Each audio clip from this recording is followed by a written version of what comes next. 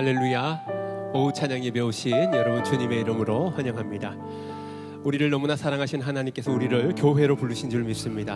성전 삼으셔서 하나님의 영광을 드러내는 통로가 되게 될 줄 믿습니다. 우리 사랑하는 고척교회가 이런 교회 되기를 원합니다 라는 기도의 제목을 담아서 이 찬양을 함께 고백하도록 하겠습니다. 사람이 넘치기보다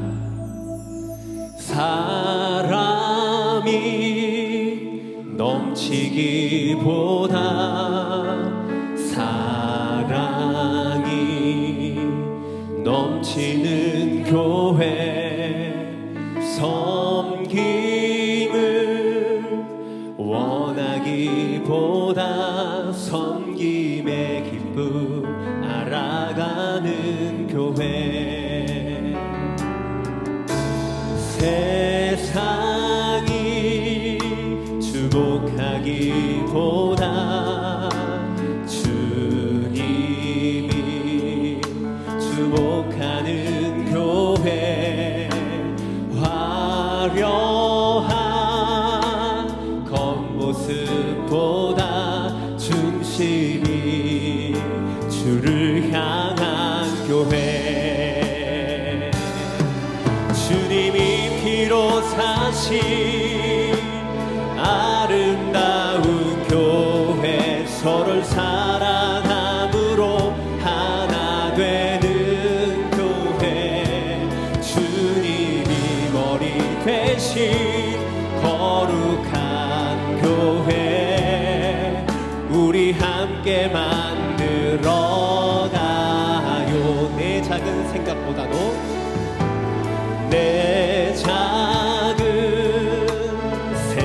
생각보다도 하나 되네 소중함하는 교회 세상에 알려지기보다 서로가 서로를 깊이 아는 교회 주님이 피로 사신 아름다운 교회 서로를 사랑함으로 하나 되는 교회 주님이 머리 되신 거룩한 교회 우리 함께 만들어가요. 우리 더 큰 목소리로 주님이 피로 사신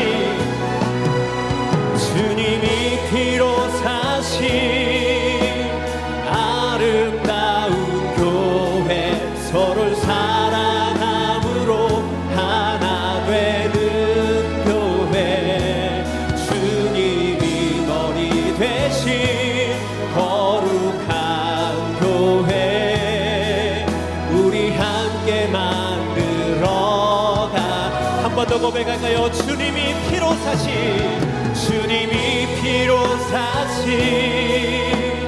아름다운 교회 서로를 사랑함으로 하나 되는 교회 주님이 머리 되신 거룩한 교회 우리 함께 우리 마지막 한 번만 더 고백합시다. 주님이 피로 사신 아름다운 교회 서로를 사랑함으로 하나 되는 교회 주님이 머리 되신 거룩한 교회 우리 함께 만들어가요.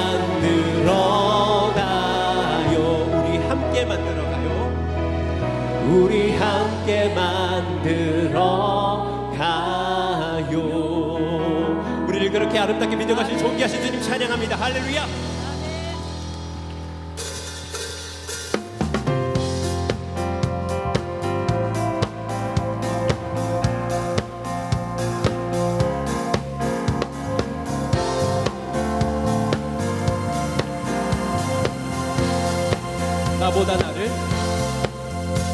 나보다 나를 잘 아시는 주님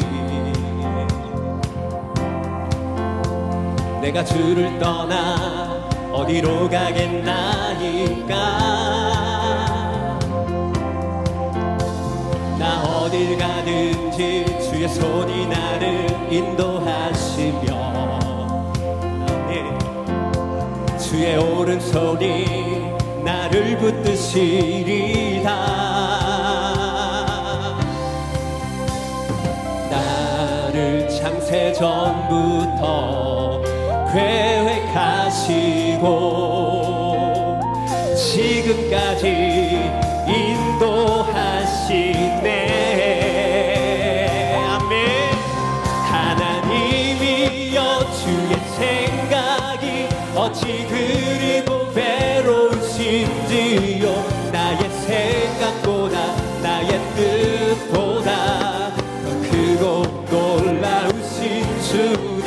하나님이여 나를 살피사 나의 마음을 다시오니 나를 영원한 길로 인도하소서.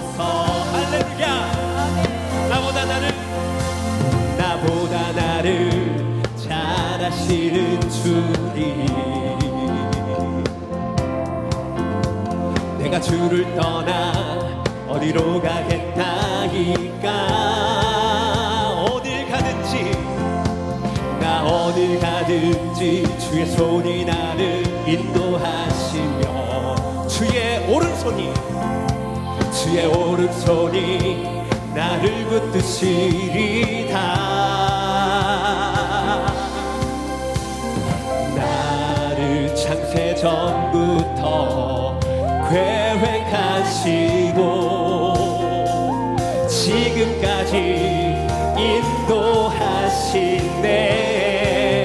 할렐루야. 하나님이여 주의 생각이 어찌 그리고 외로우신지요. 나의 생각보다 나의 뜻보다 더 크고 놀라우신 주님. 하나님이여 나를 살피사 나의 마음을 다시오니 나를 영원한 길로 인도하소서. 우리 처음부터 한 번 더 고백합시다. 나보다 나를 잘 아시는 주님. 내가 주를 떠나 어디로 가겠나이까. 나 어딜 가든지 주의 손이 나를 인도하시며 주의 오른손이 나를 붙드시리다. 나를 창세 전부터 계획하시고 지금까지 인도하시네. 아멘. 하나님이여 주의 생각이 어찌 그리고 외로우신지요. 나의 생각보다 나의 뜻보다 더 크고 놀라우신 주님. 하나님이여 나를 살피사 나의 마음을 다시오니 나를 영원한 길로 인도하소서. 우리 마지막. 하나님이여 주의 생각이 어찌 그리고 외로우신지요. 나의 생각보다 나의 뜻보다 더 크고 놀라우신 주님.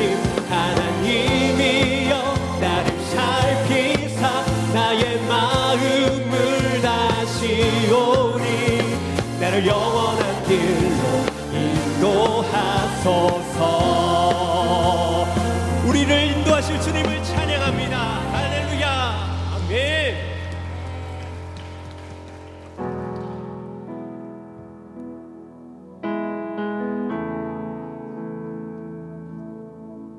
우리를 살리신 주님의 은혜를 우리 이 찬양을 통하여 한번 고백했으면 좋겠습니다. 은혜로다 주의 은혜, 은혜로다 주의 은혜 날 살리신 주님의 큰 은혜라 은혜로다 주의 은혜 날 살리신 주님의 은혜 은혜로다 은혜로다 주의 은혜 날 살리신 주님의 큰 은혜라 은혜로다 주의 은혜 날 살리신 주님의 은혜 그 은혜 내 맘에 그 은혜 내 맘에 영원히 나를 붙들고 가네 그 은혜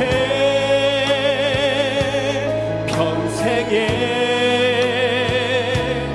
영원히 나를 일으키시네 은혜로다 은혜로다 주의 은혜 날 살리신 주님의 큰 은혜라 은혜로다 주의 은혜 날 살리신 주님의 은혜 주의 내 맘에 그 은혜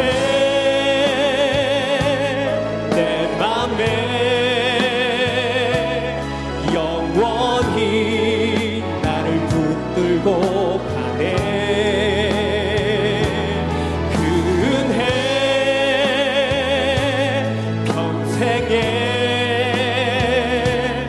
영원히 나를 일으키시네 그 은혜 내 맘에 그 은혜 내 맘에 영원히 나를 붙들고 가네 그 은혜 평생에 영원히 나를 일으키시네 우리 더 큰 목소리로 2절을 고백합시다 큰 죄에서 날 구했네 한량 없는 주님의 큰 은혜라 아들 피로 날 살렸네 증량 못한 주님의 은혜 주네 내 맘에 그 은혜 내 맘에 영원히 나를 붙들고 가네 그 은혜 평생에 영원히 나를 우리 다시 한번 그 은혜 내 맘에 그 은혜 내 맘에 영원히 나를 붙들고 가네 그 은혜 평생에 영원히 우리 마지막 다시 한번 우리 가슴에 손을 얹고 그 은혜 내 맘에 그 은혜 내 맘에 영원히 나를 붙들고 가네 그 은혜 평생에 영원히 나를 일으키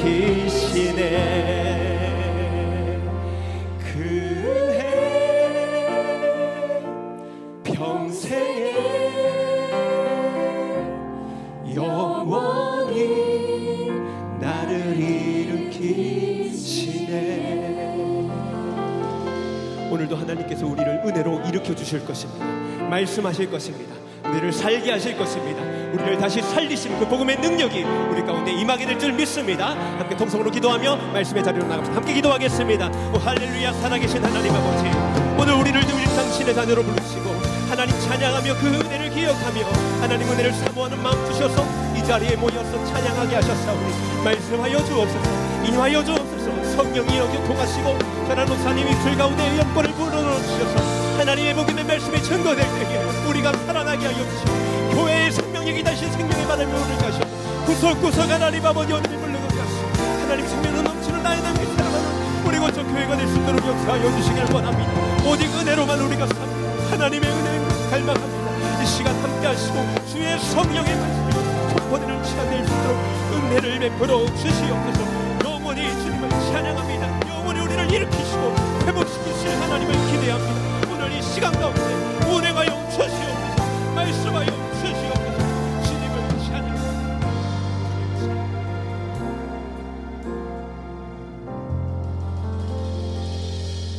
사랑과 은혜가 풍성하신 하나님 아버지, 거룩한 주님의 날 오후 찬양 예배의 자리에 저희를 불러주시고 찬양과 기도, 말씀으로 주님께 나아가게 하시니 진심으로 감사드립니다.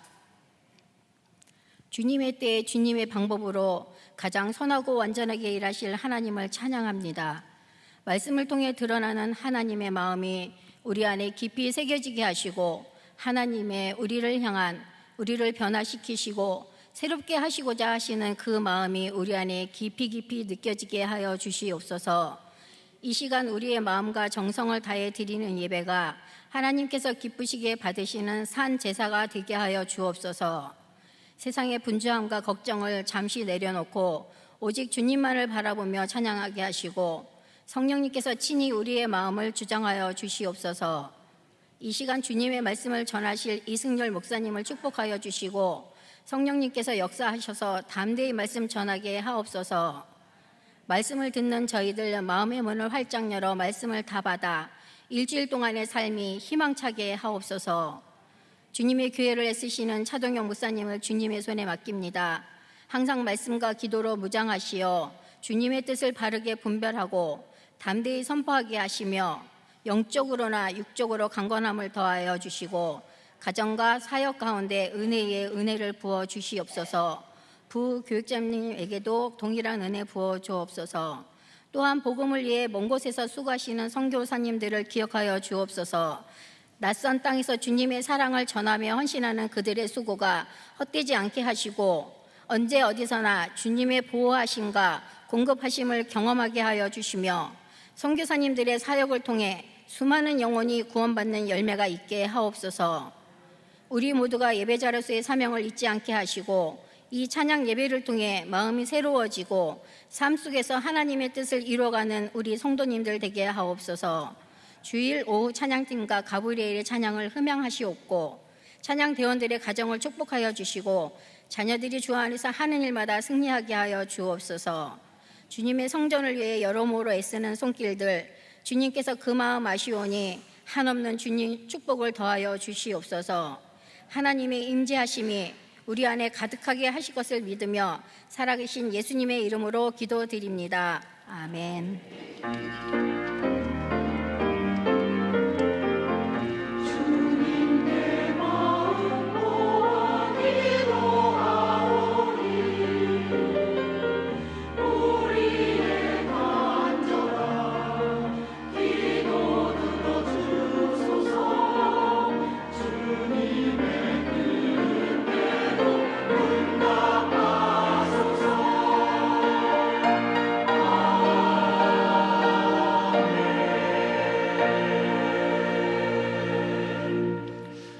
이미성 권사님 기도인도해 주셨습니다. 오늘 우리에게 주신 하나님의 말씀은 마가복음 11장 15절부터 17절 말씀입니다. 신약 74면 마가복음 11장 15절부터 17절 말씀입니다. 하나님의 말씀을 봉독하겠습니다. 그들이 예루살렘에 들어가니라. 예수께서 성전에 들어가사 성전 안에서 매매하는 자들을 내쫓으시며 돈 바꾸는 자들의 상과 비둘기 파는 자들의 의자를 둘러엎으시며 아무나 물건을 가지고 성전 안으로 지나다님을 허락하지 아니하시고 이에 가르쳐 이르시되 기록된 바 내 집은 만민이 기도하는 집이라 칭함을 받으리라고 하지 아니하였느냐. 너희는 강도의 소굴을 만들었도다 하시매. 아멘. 가브리엘 찬양대 찬양 후 이승용 목사님 나오셔서 우리가 지켜야 할 기본에 대해 말씀 전해 주시겠습니다.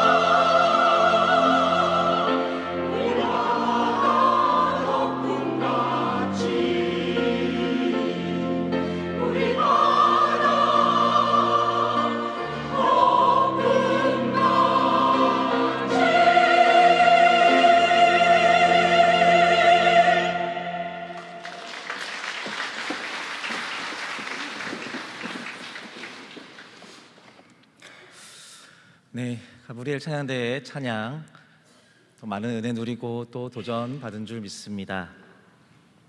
네. 조선시대 정조라는 왕이 있습니다. 역사적으로 세종대왕 이후로 가장 현명하고 또 선한 왕이다라는 평가를 받는 이 정조왕의 재임 시절은 그리 평탄하지 않았습니다. 먼저 그의 아버지는 우리가 잘 알고 있는 사도세자입니다. 역변에 몰려서 아버지에게 죽임을 당한 사도세자의 아들인 정조는 형제가 없었던 터라 자연스럽게 영조 다음으로 조선의 왕으로 세워집니다. 아픈 과거가 있는 것은 물론이고 또 왕 위에 오른 이후에도 정조는 많은 세력에 타깃이 되고 또 살해 위협에 놓이게 되었다고 합니다. 이런 정조 왕이요, 그의 재임 시절 자기뿐만이 아니라 모든 사람들에게 계속 되뇌었던 가장 유명한 명언이 하나 있습니다. 실제로 이 중용 23번째 장은요, 정조 자신을 비롯해 모든 신하들에게 암기하도록 했다라고 해요. 그의 임기 동안 왕의 가장 기본인 백성의 목소리를 듣는 일에 최선을 다하기 위해서 바로 이 중용 23번째 장을 그렇게 달달 외웠다고 합니다. 자신이 처한 상황을 극복하기 위해 이전에 그 어느 왕보다 기본에 충실하기 위해 애썼던 조선의 왕, 바로 정조입니다. 세상을 살아가면서 우리는 삶의 이치를 깨닫게 됩니다. 해가 동쪽에서 떠서 서쪽으로 지는 것 같은 자연스럽게 알게 되는 당연한 것부터 사람과 관계하는 법, 사랑과 우정이 주는 유익, 그리고 희생을 통해 얻게 되는 만족이나 사람들을 도와주면서 얻게 되는 보람, 이런 심오한 이치들도 살아가면서 우리는 알게 됩니다. 그런데 이제 좀 생각해 보면요, 거의 대부분의 우리가 살아가면서 익히게 되는 이 지식은 우리 스스로의 자각을 통해서 얻지 못합니다. 우리가 살아가면서 얻게 되는 대부분의 경험은요, 분명히 누군가에게 지식을 물어서 얻게 되고 또는 다른 누군가와 직접 부딪혀서 해답을 찾게 된다라는 말이죠. 삶의 노하우라고 하죠. 네, 이 노하우는요, 스스로 만들 수 없습니다. 배워야 합니다. 누군가가 노하우가 있는 사람으로부터 노하우를 배워서 습득해야 합니다. 내가 모르는 것을 가르쳐 줄 수 있는 존재를 찾아가야 합니다. 그 길을 먼저 간 어른이나 선생을 찾아가서 배움을 얻어야 하는 거죠. 그런데요, 이 배움은요, 금방 완성되지 않습니다. 오랜 시간을 거쳐서 많은 경험을 통해서 얻은 그 삶의 이치와 노하우를 단시간에 조금 배우고 완전히 익힌다라는 것은 욕심일 것입니다.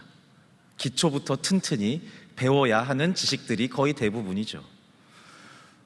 제가 기타를 쳐서 드리는 말씀이긴 하지만 혹시 기타를 처음 배울 때 무엇을 연습하시는지 혹시 아시나요? 네, 어떤 영상을 보고 이거를 멋지게 배우기 위해서, 치기 위해서 연주하는 방법, 네, 그런 것부터 배우지 않습니다. 정말 재미 하나도 없는 오른팔 휘두르기만 계속 반복합니다. 네, 계속 하고 있는 거예요. 이유는 분명합니다. 이게 기타 연주의 기본이기 때문입니다. 어떤 스승이든 가르침을 주는 과정의 시작은 언제나 기본입니다. 도대체 이런 걸 배워서 어디에 쓰는가 싶은 사소해 보이고 별 볼 일 없는 기본을 반복해서 가르치고 반복해서 배웁니다. 교과서 위주로 공부해서 좋은 대학에 들어간 학생의 이야기, 모두가 웃지만 거짓말은 아닐 겁니다. 이렇듯 어느 분야의 지식을 얻기 위해서 가장 기본적인 행동들이 결국 나를 훈련시키고 단련시키게 되는 것입니다. 기본에 충실하는 것이죠. 오늘 함께 읽은 본문은요, 예수님께서 예루살렘 성전을 청결하게 하시는 그런 사건을 소개하고 있습니다. 우리가 잘 알다시피 예수님은 성전 안에서 장사를 하고 있는 장사치들을 뒤엎으시고 이렇게 말씀하십니다. 내 집은 만민이 기도하는 집이라. 칭함을 받으리라고 하지 아니하였느냐? 너희는 강도의 소굴을 만들었도다. 이렇게 멋진 목소리로 하진 않으셨을 거예요. 화를 내시면서 버럭버럭 소리를 지르셨을 겁니다. 화나 있으셨으니까요. 성경에 등장하는 예수님의 대표적인 분노의 장면 중에 하나입니다. 예수님은 성전 안에서 매매하는 자들을 내쫓으시면서 그들의 상과 의자를 엎으셨다라고 말합니다. 그런데요, 당시 이 예수님 시대의 문화 안에서 이 성전 안에서 매매, 물건을 사고 파는 거예요, 율법적으로 틀린 게 아니었다고 합니다. 잘못된 게 아닌 거예요. 불법이 아니었다라고 하는 거예요. 성전에 바칠 예물을 필요로 하는 유대인 신자들에게 흠 없는 정결한 여러 가지 예물을 적당한 값을 주고 제시해 주는 거예요. 자신들이 각자 수확한 물건들을 예물로 갖고 왔을 때 그것을 성전의 제물로 바꿔줄 수 있도록 물건을 교환하게 해주는 기능이 바로 이 장사꾼들이 하는 일이었단 말이죠. 그러니까 이미 화폐 매매가 가능했던 당시 상황을 고려해 볼 때 하나님께 드릴 예물을 자신이 가진 화폐로 교환하여 구매하는 것, 이때 당시에는 잘못된 것이 아니었습니다.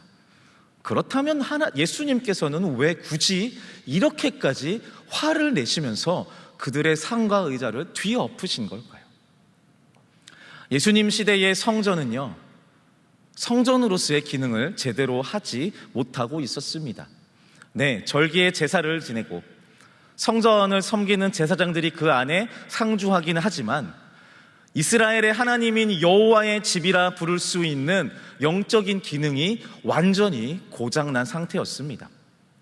성전에서는 여호와 하나님을 부르지만 정작 하나님의 관심사였던 사람들, 당시 천대받고 멸시받던 수많은 낮은 자들의 보호처로서의 성전은 어디에도 없었다라는 겁니다. 도리어 성전은 다 죽어가는 가난한 과부의 전 재산인 두 렙돈마저 아무 죄책감 없이 삼켜버리는 괴물이 되어 있었던 겁니다. 예수님의 분노는 여기를 향하고 있는 겁니다.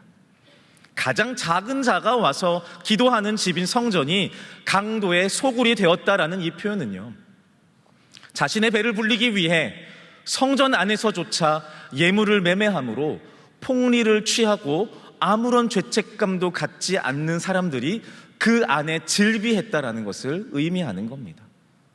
하나님을 위한다라고 하지만 조금도 여호와 하나님의 말씀과 가치를 그 삶에 새기려 하지 않는 성전 종교를 향해 예수님은 분노하신 겁니다. 예수님이 엎으신 상은 물질 만능주의의 상이고, 예수님이 엎으신 의자는 이웃사랑을 등외시하는 이기주의의 의자였습니다. 신앙적 편의주의로 인해 변질된 성전신앙을 저주하시면서 분노하셨습니다. 여호와 신앙의 기본을 완전히 잊은 이스라엘에게 분노하셨습니다.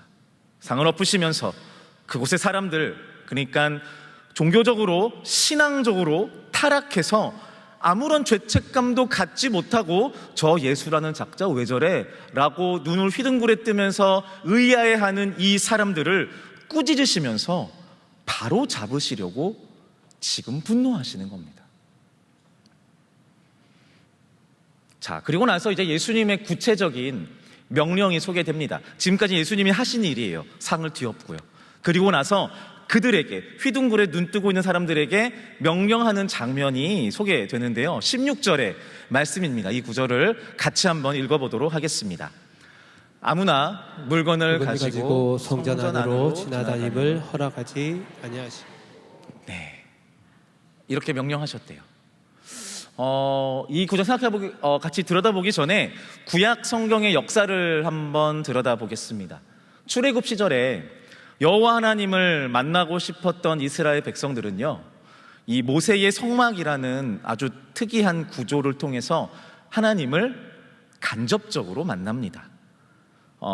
구별된 레위 지파의 레위인, 그 중에서도 특별히 구별되어 선택된 대제사장이 구별된 1년에 단 며칠만, 그것도 정말 완벽하게 그 대제사장의 정결한 삶이 보장되어 있는 상태에서만 그 대제사장이 하나님의 임재를 경험할 수 있었습니다. 한마디로 말하면요, 여호와 하나님을 만나기 위해서 반드시 준비해야 하는 이스라엘 사람들의 정성과 진심이 정말 상상도 할 수 없이 무거웠던 시절이 바로 이 구약 시대입니다. 그래서 하나님의 임재를 아무도 못 봤습니다. 아무나 못 봤습니다. 보고 싶을 때 아무 때나 보지 못했습니다. 경험하고 싶다고 아무나 경험하지 못했습니다. 레위기에 제사를 섬기는 사람들의 조건들을 나열하고 있는데요. 몸이 불편한 사람, 장애를 가진 사람은 당연히 성전을 섬기는 일을 할 수 없었습니다.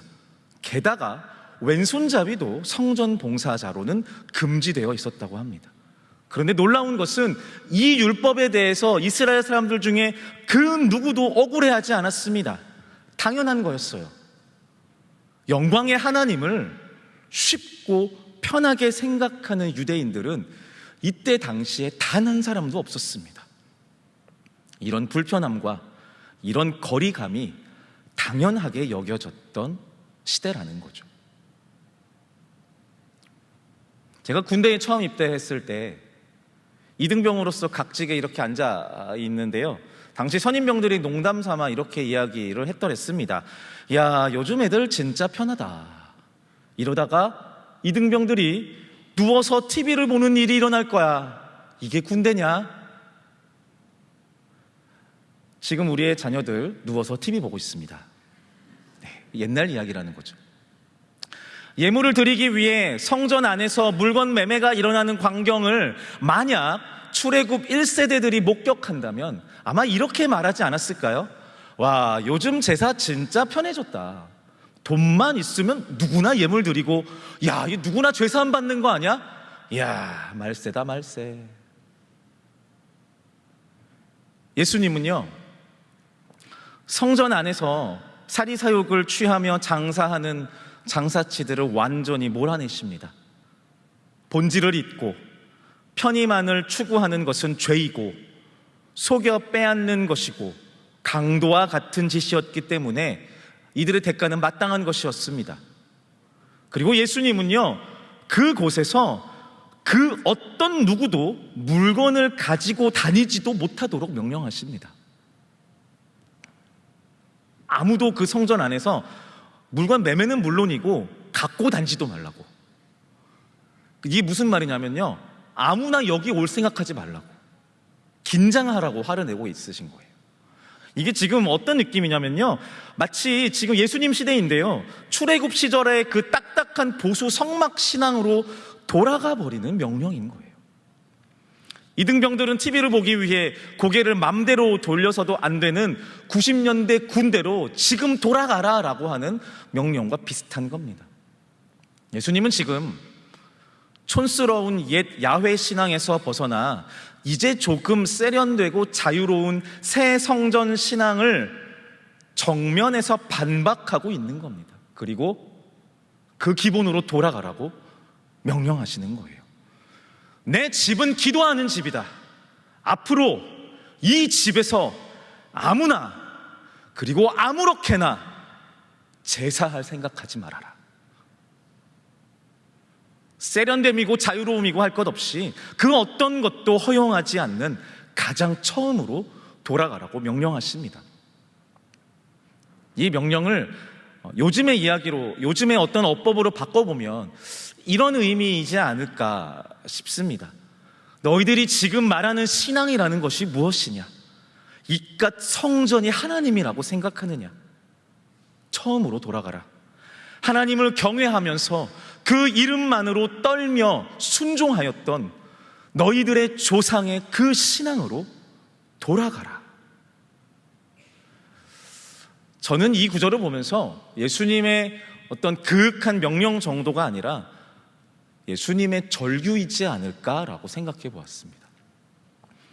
무의미한 것에 목숨 거는 당신의 자녀들이 옳은 곳으로 돌아오기를 촉구하는 예수님의 울부짖음이요. 이렇게 해서라도 이들이 진짜 신앙인으로 살기를 요청하고 있는 것입니다. 우리는 기본이 무너진 세상에서 살고 있습니다.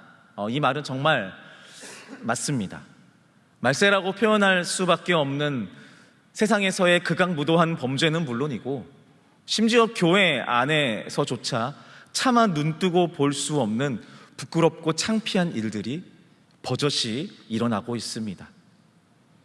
많은 사람들이요, 이 말세 현상의 원인을 영적으로 찾기 위해 애쓰며 기도합니다. 많은 이들이 더 이상 교회에는 희망이 없다라고 말합니다. 하나님의 이름으로 모이는 공동체는 이제 힘이 없다라고 말하고요, 심지어 교회들이 다 무너질 것이다 라고 종말을 예언하는 사람들도 있습니다. 예배랍시고 모이는 그 모든 모임에 허망함을 넋두리처럼 얘기하는 사람들이 주변에 즐비합니다. 그래서 너도 나도 개혁을 말하기를 주저하지 않습니다. 더 요즘 시대에 맞고 더 세련되고 더 현실적이고 더 세상의 모양에 부합하고 어울리는 종교적인 어떤 것을 만들어내야 한다라고 주장합니다. 네, 이 말들 틀린 말 아닙니다. 좋은 말일 거예요. 맞습니다. 그런데요, 이 말은요, 신앙의 기본을 이해하지 못한 자들에게는 틀린 말입니다. 천지의 창조주이신 하나님을 경외하고 온 만물의 주관자이신 하나님을 최우선으로 여기며, 그래서 나와 너의, 우리 모두의 진짜 주인이 여호와 하나님이라는 것을 믿고 그 하나님만을 의지하는 이러한 신앙의 기본이 올바로 세워지지 않는 자들이 말하는 개혁은 거짓말입니다. 그것은 개혁이 아닌 망함의 지름길일 겁니다. 하나님이 누구신지에 대한 그 어떤 노력도 관심도 없는 자들이 고리타분한 옛것을 비판하는 소리는 교만함이고 거만함이고 무책임함입니다. 마찬가지로 구태의연한 옛것만이 정답이라고 다른 것을 배척하는 자세도 경계해야겠죠. 정말 지키고자 하는 것, 전해주고자 하는 것의 본질이 무엇인지, 소중하다고 중요하다고 말하는 것의 중심에 하나님의 말씀과 가치에 대한 그 고민이 결여되어 있다면, 지키자라고 말하는, 강조하는 모든 말은 마치 유대인들의 껍데기뿐인 성전에 불과할 것입니다. 우리가 갖고 있는 기독교 신앙의 기본은 무엇인가요? 이웃을 더욱 사랑하는 것, 맞습니다. 정의를 굽게 하지 않는 것, 당연합니다. 불의에 타협하지 않는 것, 하나님이 기뻐하십니다. 이웃을 사랑하고 정의를 행하며 불의를 쫓지 않는 신앙, 이것을 한마디로 하면 여호와를 경외하는 신앙입니다. 하나님을 두려워하는 신앙입니다. 다시 말하면 하나님을 진심으로 경외하는 신앙인은요, 그 삶에서 이웃사랑, 정의 실현, 높은 윤리적 실천의 삶이 자연스럽게 드러나는 것입니다. 하나님이 누구신지도 모르면서 하나님의 이름을 이용하려는 모든 시도는 헛됩니다. 우리는 예수 그리스도의 십자가의 복음을 통해 구약시대의 유대인들과는 비교할 수 없는 신앙의 자유를 누리고 있습니다. 그런데 우리가 누리는 이 신앙의 자유가 그냥 나 편하자고 주어진 것이 아니라는 것을 우리는 분명히 알아야 합니다. 진심으로 하나님을 경외하는 자만이 내가 누릴 수 있는 신앙의 자유에 대해서 생각해 볼 수 있는 겁니다. 그렇다면 하나님을 진심으로 경외하는 신앙, 어떻게 만들어지나요? 네, 다시 말하지만 기본입니다. 기본에서 시작하는 겁니다. 그래서 우리의 신앙의 자리가 중요합니다. 우리의 기도의 자세가 중요합니다. 내가 누려도 되는 신앙의 자유가 하나님을 경외하는 신앙의 기본에서 시작되지 않으면 그 신앙은 변질됩니다. 너무 잘 알고 있다고 생각하는 기독교 신앙의 기본들을 도외시한다면 기본을 잃어버린 예수님 시대의 성전처럼 하나님을 잃을 것이고, 불의를 부끄러워하지 않으며 내가 믿는 하나님에 대한 지식도 존중도 경외함도 없는 껍데기 기독교 종교의 모습이 우리의 신앙에서도 나타나게 될 것입니다. 사랑하는 고척의 성도 여러분, 우리에게 신앙의 가장 기본은 무엇이라고 생각하시나요? 저는 우리가 함께 드리는 이 예배의 자리에 대해서 생각해 보고 싶습니다. 우리는 이 예배의 자리를 타협하지 않고 애써서 지켜야 한다라고 배워왔습니다. 여러분들은 이 자리를 지키기 위해서 얼마나 애쓰고 계신가요? 아마 적어도 저와 여러분들은 이 예배의 자리를 지키기 위해서 돈을 되게 많이 쓰거나 나의 명예를 걸거나 생명의 위협을 감수하는 정도까지는 아닐 겁니다. 그렇죠? 근데 지금도 세상 어딘가에서는 이 예배의 자리를 지키기 위해 목숨을 거는 사람들이 있습니다. 지금 여러분들이 보고 있는 이 사진이요, 중국 산시성에 있는 진덩탕 교회입니다. 정확하게 말하면 교회였습니다. 왜냐하면 이 진덩탕 교회는요, 7년 전에 중국 당국에 의해서 강제로 폭파되었기 때문입니다. 예배의 처소라는 말을 씁니다. 예배의 처소라는 말의 무게가 자신의 교회가 무너지는 모습을 목전에서 본 이 교회 성도들보다 무거운 사람이 있을까요? 물론 우리가 그들처럼 생명을 거는 절박함으로 예배해야만 한다라고 말씀드리는 것은 아닙니다. 그러나 적어도 우리 스스로 하나님께 드리는 이 예배의 자리를 우리의 손으로 강도의 소굴로 만들어서는 안 될 겁니다. 내게 주어진 자유함을 악용하여 이 신앙의 안일함을 만들어내서는 안 된다는 것입니다. 우리는 분명히 믿습니다. 하나님의 독생자 예수 그리스도의 피값으로 우리는 예배하는 것입니다. 네, 이 예배는 공짜가 아닙니다. 그 누구도 아무런 대가도 취하지 않았고 그냥 공짜로 드리는 예배가 아니라는 것을 우리는 우리의 신앙 고백을 근간으로 알고 믿고 있습니다. 이 메시지를 듣는 내가 초신자가 아니고 심지어 예수 그리스도의 십자가와 부활을 믿고 있다면 우리는 성경 속 예수님 시대의 유대인들과 같은 버릇없고 그릇된 자세로 예배할 수 없습니다. 신앙의 기본, 여호와를 경외하는 신앙인의 가장 첫 번째 실천은 이 신앙의 자리를, 예배의 자리를 귀하게 여기는 것입니다. 나의 마음가짐을 진지하게 하기 위해서 나의 옷 매몸새를 다시 잡아야 합니다. 하나님을 향한 나의 진심을 분명하게 하기 위해서 내가 있어야 하는 기도의 자리를 타협하지 말아야 합니다. 하나님의 말씀의 가치가 무엇인지를 이해하기 위해서 우리는 성경을 읽어야 합니다. 이러한 것이 기본입니다. 우리가 너무 잘 알고 있는 기본 중에 기본입니다. 우리 고척교회는요, 이번 주 토요일부터 전교인 말씀 동행을 진행합니다. 바라기는 한 달여 정도의 이 시간이 우리 고척교회의 멋들어진 행사로 치부되지 않아야 할 것입니다. 말씀을 묵상하고 기도를 통해 말씀을 내 삶에 적용하는 신앙의 가장 기본을 몸과 마음으로, 삶으로 새겨 넣는 시작이 되기를 바랍니다. 이 거룩한 애씀을 통해서 신앙의 기본을 잘 지킬 때 누릴 수 있는 신앙의 자유함을 아는 그런 저와 여러분들 다 되시기를 바랍니다. 기도하겠습니다. 주님, 우리는 예수 그리스도의 십자가의 그 보혈, 그 공로로 하나님을 예배합니다. 이중 그 누구도 우리의 힘과 우리의 가치로 주를 예배할 수 있는 자는 없지요.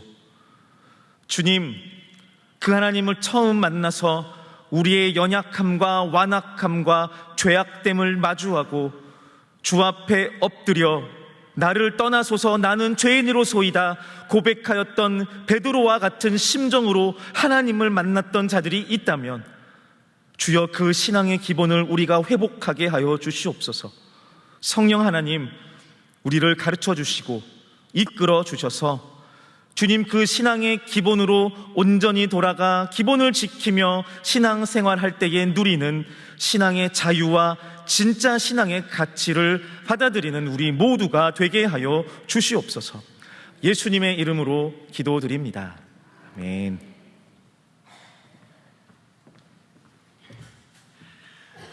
교회 소식 안내해 드리겠습니다. 결혼 소식입니다. 화평 25목장 유경수 집사님, 이진숙 권사님, 장남대는 유승목군 결혼식이 30일 토요일 오후 1시 20분에 구로 명품 웨딩 프로포즈 웨딩홀 더 드림 홀에서 있습니다. 또 장례 광고입니다. 사랑 14목장 시부순 집사님의 친정 어머니 되시는 고 임봉순 성도님 장례 위로 예배를 오늘 오후 찬양 예배 후 출발합니다. 빈소는 영등포 서서울 장례식장입니다. 슬픔을 당한 유가족들을 위해 기도 부탁드립니다. 함께하는 신앙운동 있습니다. 2167번부터 이순화, 임재숙, 이은경, 이수경, 박용현, 정태일, 우영식 귀한 참여 감사합니다. 이 시간 우리 함께 말씀을 생각하며 기도하며 나아가도록 하겠습니다.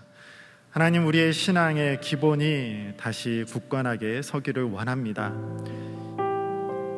예배하며 말씀을 읽으며 기도하며 주님을 찬양하는 것, 너무나 당연하게 여겨왔던 이것들이 우리의 삶 가운데 더 깊이 뿌리 박히게 하시고 그 주님을 예배하는 기쁨을 더 풍성히 누리는 우리 고척의 모든 성도들 되게 하여 주옵소서. 함께 기도하기를 원합니다.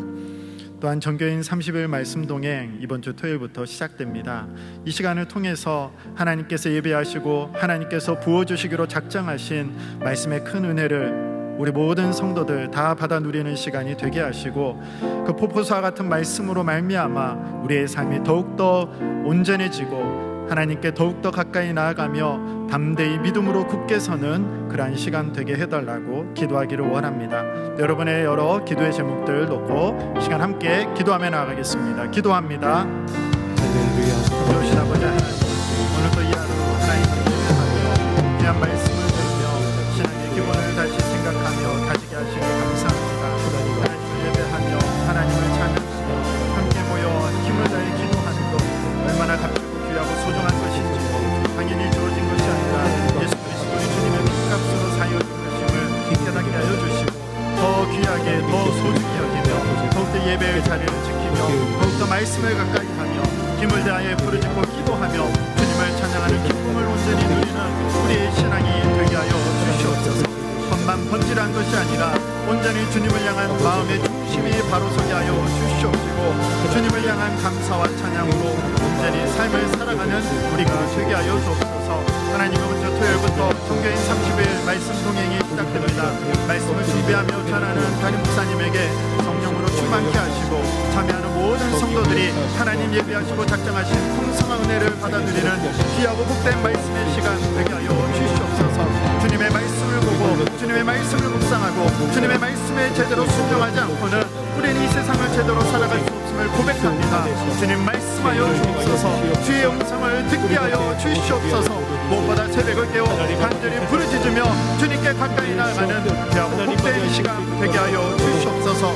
아버지 하나님, 여러 가지 기도의 제목과 각고의 소원들이 있습니다. 아버지는 포기하지 않게 하시고 간절히 주님을 바라며 끝까지 인내하며 기다리며 기도하게 하시고 그 가운데 주님을 경험하며 주님께 더 가까이 나아가는 은혜 충만한 시간, 오히려 굳건해지는 믿음의 시간 되게 하여 주시옵소서. 아버지 하나님, 고척의 여러 성도들, 가정, 자녀들 우리 주님께서 붙들어 주시고 굳건한 믿음으로 세워주시며 이 땅을 살아가는 동안 하나님만 붙잡고 믿음으로 승리하는 우리 가정, 우리 자녀들 다 되게 하여 주시옵소서.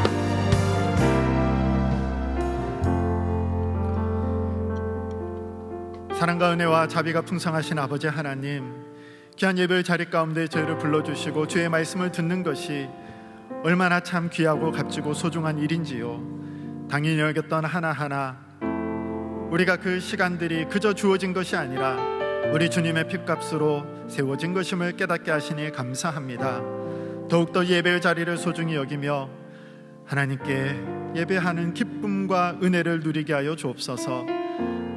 풍성한 말씀의 은혜를 누리게 하시고 더욱더 간절히 주님 붙잡고 기도하게 하시며 함께 찬양하는 기쁨을 누리는 우리의 신앙의 기본이 굳게 세워지게 하여 주옵소서. 하나님, 이번 주 토요일부터 30일 말씀 통행이 시작됩니다. 준비하고 선포하는 담임 목사님에게 성령 충만케 하시고 예배의 자리를 삼아매 난 모든 심령들 하나님께서 주시기로 작정하고 예배하신 풍성한 은혜를 마음껏 받아 누리는 귀한 시간 되게 하여 주옵소서. 우리가 세상을 무엇으로 감당하며 살아갈 수 있겠습니까? 주의 말씀임을 고백합니다. 주의 음성을 듣는 시간 되게 하시고 말씀에 순종하는 자들에게 복 주시며 은혜 베푸시고 함께 하시는 하나님의 놀라운 은혜 역사가 깊게 체험되어지는 귀한 시간 되게 하여 주시옵소서. 슬픔을 당한 가족 위로하여 주시고 또 새롭게 출발하는 가정 주님 복과 은혜로 함께하여 주시며 우리 고척의 모든 성도들 이번 한 주간 동안 더욱더 기도하며 주님 붙잡고 기다리며 나아가는 귀한 한 주간 모든 시간 되게 하여 주옵소서. 예수님의 이름으로 기도합니다. 아멘. 모두 함께 일어나셔서 마지막 파송의 찬송을 드리겠습니다. 우리 손뼉 치며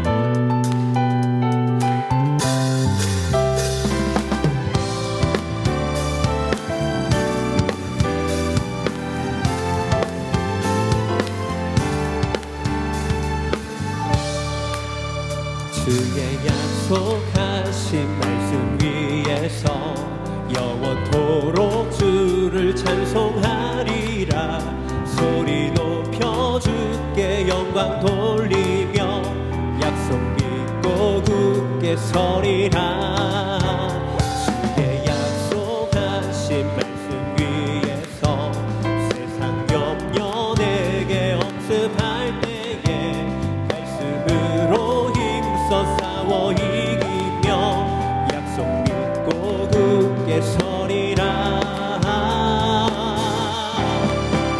성령의 검을 들고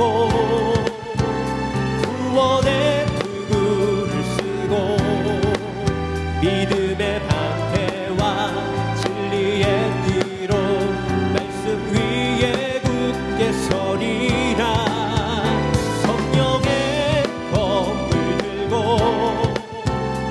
구원의 투구를 쓰고 곧 하나님의 말씀을 성령의 검을 들고 성령의 검을 들고 구원의 투구를 쓰고 믿음의 방패와 진리의 띠로 말씀 위에 굳게 서리라. 성령의 검을 들고 구원의 투구를 쓰고 곧 하나님의 말씀을 가지라.